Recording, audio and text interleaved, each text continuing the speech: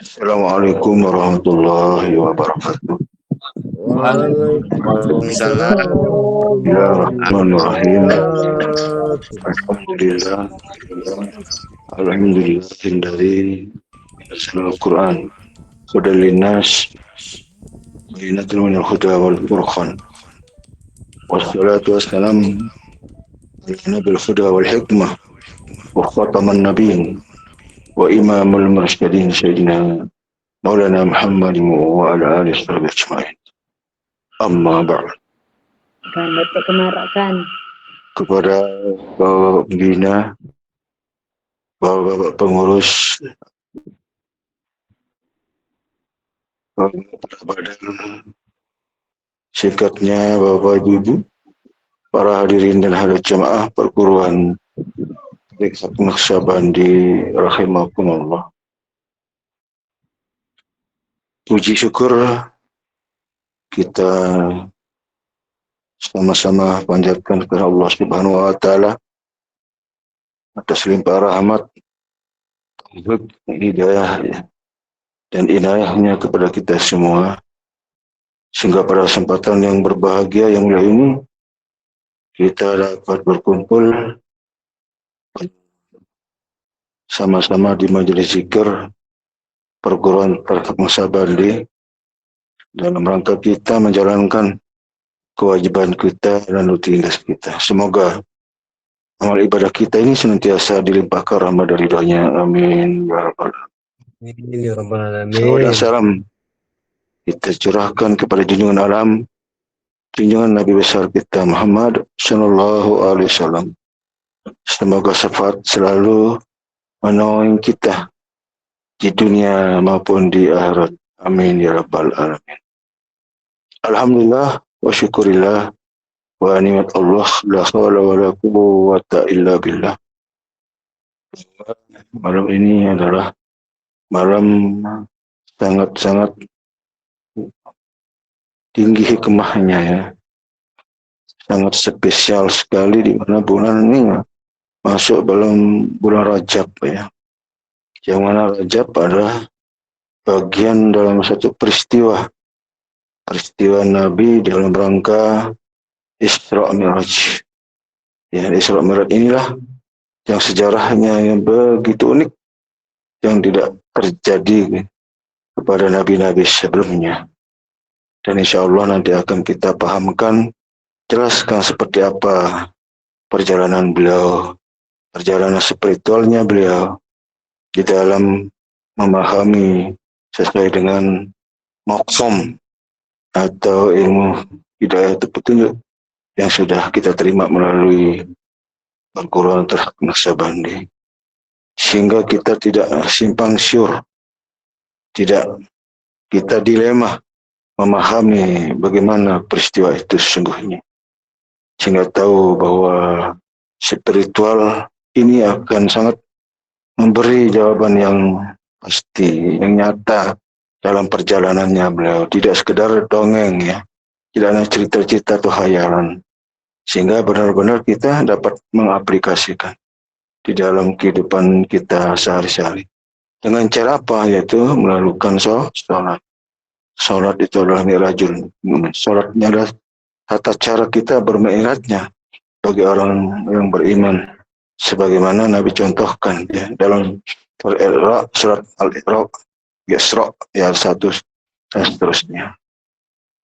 Dan insya Allah nanti kita akan kita akan rayakan sebagai bentuk syukur kita ya, kepada Allah dan Rasul terhadap apa yang Nabi telah ya wasiatkan kepada kita semua, dan wasiat itu sampai dan kita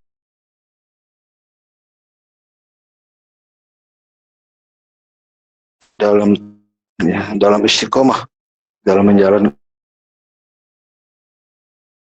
Di situ adalah ilmu sesungguhnya. Praktik yang kita dapatkan hanya bisa kita simpan di kepala, tetapi tidak kita dapat simpan di hati. Yang di hati ini yang abadi, yang kekal, yang murni, yang puritan, yang ada di dalam dada, sebagai perbekalan kita yang jadi kita pakai sebagai pedoman kita dalam kehidupan kita hari-hari. Harus temui itu ya. Jangan sampai kita lalai. Jangan sampai tidak ada. Jangan sampai tidak dipakai.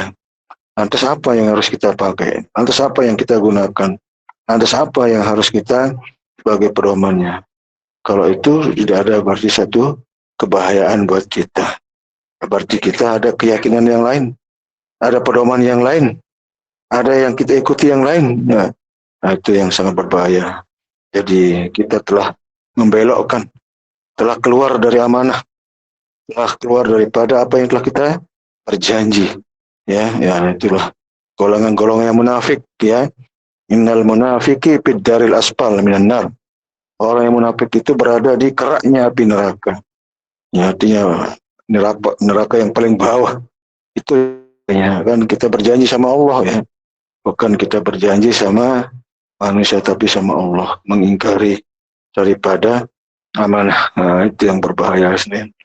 Jadi kita ini sama-sama telah menerima amanah. Amanah ini yang telah kita ikrarkan, yang harus selalu kita jaga, yang harus dipelihara. Kita perhatikan minimal 5 kali sehari semalam. Kita perhatikan ya. Jadi amanah inilah yang menjadi penentu, yang menentukan kehidupan kita dan di dunia dan lebih-lebih ya. Allah sudah janjikan la yadurru ma'asmi fid dunya wala fis sama. Tidak diberikan kemudaratan bagi orang yang berserta dengan asma Allah di dunia maupun di akhirat. Innallaha ya'murukum an tu'addul amanatah. Allah telah menyuruhkan ya untuk menunaikan amanah. Ya sudah akan dikerjakan, bukan tidak dikerjakan gitu. Amanah ini harus diamalkan melalui ibadah sholat, zikir dan sebagainya. Itu sesungguhnya. Jadi kita tidak kita pakai untuk yang lain-lain, itu ibadah ya. Ilmu ini kita pakai supaya kita sempurna. Jangan ketinggalan hanya mementingkan kauli dan peli, kolbinya kita abaikan. Kan bahaya sekali di situ ya. Tidak sholat, orang yang tidak menghadirkan hatinya. Salawat pun juga begitu, syahadat juga begitu. Kan kita syafaat layak balus syafaata illa bi khairil qalb. Nah, tidak dikabulkan syafaatnya juga. Tidak apapun ibadah. Nah, itulah rahasia ibadah sebenarnya. Ada dalam kalbu kita, dan Allah lah yang merahasiakan, dan Allah meletakkan di situ. Ya, kita tinggal pakai sebenarnya. Kita tunjukkan sesuatu yang sudah ada. Bukan membuat, ya, bukan kita menciptakan gitu. Ya, Allah sudah letakkan. Nah, itu sebabnya Allah tegur, ingatkan apa yang kamu perbuat di luar diri kamu, sedangkan aku ada di situ. Itu kau sampai yang kemana kan begitu. Nah, meninggalkan aku kan begitu. Tanpa dia kita nggak bisa apa-apa sebenarnya. Nah, abdalul imanul mar'i ayya'lam anna Allah mau khair suka. Seutama-utama iman seseorang itu adalah mengetahui ya berserta dengan Allah di mana saja ia berada. Nah, karena kita berserta maka diwajibkan untuk kita ingat dan ingat dan ingat. Nah, itu ya, jadi kita tidak boleh lupa, lalai ya, tidak kita tinggalkannya. Kan kita ditinggalkan kalau kita tinggalkan. Kalau kita lalaikan, kita dilalaikan. Kalau kita tidak ingat, Allah tidak ingat juga. Maka aku adalah tergantung daripada hambaku. Apabila hambaku mengingat aku, maka aku akan mengingatnya. Mengingat Allah dalam kesendirian dan mengingat Allah dalam kumpulan ya, di dalam halqah. Dan Allah akan menggantikan dengan sesuatu yang lebih baik daripada apa yang kita lakukan. Itu sebenarnya luar biasa sebenarnya, sangat-sangat banyak bahasan-bahasan pembahasan itu. Cuma tinggal kita adalah bertekun diri ya, bertekun diri. Itu aja sesungguhnya ya, istiqomah sebenarnya. Jangan rubah-rubah, jangan kita gantikan. Istiqomah ini sebenarnya memang mudah tapi berat. Karena dia berterusan soalnya. Ya setengah-setengah, tidak sepotong-potong, terus. Tanpa dihambati dan tanpa kita ada yang boleh kita hambati dengan yang lain. Oleh sebab itu semua kita diseru untuk beristiqomah sungguhnya. Abdul istiqomah min alfil qom. Karena namanya istiqomah itu lebih utama, lebih tinggi derajatnya daripada 1000 karomah. Bisa itu, bisa ini, lihat itu. Itu sebenarnya, itu malah ya menjadi suatu kebahayaan. Kalau ada kebanggaan, kesombongan, kesenangan di hati ketika kita merasakan itu kan begitu kan. Jadi tapi kalau istiqomah mau ada mau enggak, tetap dia dalam iman, dalam amal, tetap dalam dia menjalankannya. Ya, itu tetap dalam memperhatikannya. Dia tidak pernah lalai, tidak pernah lupa dalam situasi apapun dia. Itu yang makanya itu yang paling paling abdal iman seseorang itu ya selalu yang ingat kepada Allah itu ya. Maka wala zikrullah akbar itu benar yang paling besar padilah keutamaan pahalanya di situ adalah orang yang ingat kepada Allah. Ingatlah sebagaimana yang kita ditunjukkan. Itu sebenarnya ilmunya sudah sih. Gak ada yang lain ya. Tinggal kita kerja. Itu aja ya. Zikir kan gitu sebenarnya. Zikir kita ini sampai akhir hayat. Biarkanlah mereka orang mengatakan oh zikirnya banyak, zikirnya terlalu banyak dan sebagainya. Karena memang harus banyak, memang seperti itu. Ya itu aksiru bilakulih. Perbanyaklah zikir ya di mana saja kita berada. Fa'innahu la sya'amalun. Karena sesuatu amal yang paling dicintai oleh Allah karena zikir sebenarnya. Paling dirindukan Allah, sangat suka dia. Di dalam hadis qudsi juga banyak disebutkan bahwa tiada satu kaum duduk secara berzikir melainkan ya akan dikitari oleh malaikat. Mereka akan diberikan ketenteran, turun atasnya ketenangan. Dan Allah memberikan satu penghargaan pada Allah, senang, Allah bangga, kan ada kebanggaan di situ. Itu makanya kalau mau lihat Allah itu bangga adalah banyak zikir, baik dari zikir kita secara sendiri-sendiri maupun secara berjamaah. Apalagi online sekarang ini akan ada jamaah yang tidak bisa, kecuali hanya yang abot atau tidak mau aja. Ada kan? Nah, itu kayaknya alasan aja sebenarnya. Kalau itu kita beralasan ke Allah, Allah pun beralasan juga untuk bertemu dengannya. Nah, itu ya. Nah, itu sebenarnya kan begitu. Barang siapa berharap berjumpa denganku kata Allah, maka hendaklah berzikir kepada aku dengan zikir yang sebanyak-banyaknya. Nah, kalau kita beralasan untuk tidak mau zikir, berarti Allah pun sedang beralasan untuk bertemu dengan sampean. Aja. Semoga tidak terjadi dan juga jemaah selalu ya untuk ada keinginan, kesenangan dan kebahagiaan di dalam menjalankan zikir.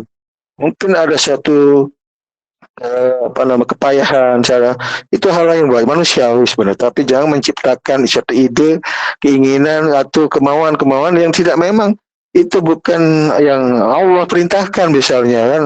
Nah, kita kadang-kadang melarang-larang, terus menghalang-halangi dan sebagainya, itu berbahaya sekali. Kalau kita tidak mampu, tidak bisa ya mungkin secara pribadi ya berdiam dulu kan begitu. Nah, ibarat kita mau naik gunung kan, ya, teman kita satu rombongan wah sudah kenceng-kenceng jalan, sementara kita kalau lemas-lemas ya jangan kita bergerutu dulu, diam dulu, tenangkan dulu. Nah, dia baru jalan pelan-pelan, nyampe juga ke puncaknya kan, karena kita sudah rasakan juga kan gitu. Ya, jadi proses sudah ada ya, tidak ada yang langsung nyampe tujuan tanpa proses ya. Semuanya Nabi ajak ke Sidratul Muntaha, prosesnya panjang ya, dari Baitul Haram, kemudian Baitul Muqaddis, kemudian langit pertama, kedua sampai ke Sidratul Muntaha. Apa itu tidak proses? Nah, seperti itulah kira-kira. Semoga nanti di malam Ma'raj kita akan sampaikan demikian. Lebihnya, wassalamualaikum warahmatullahi wabarakatuh.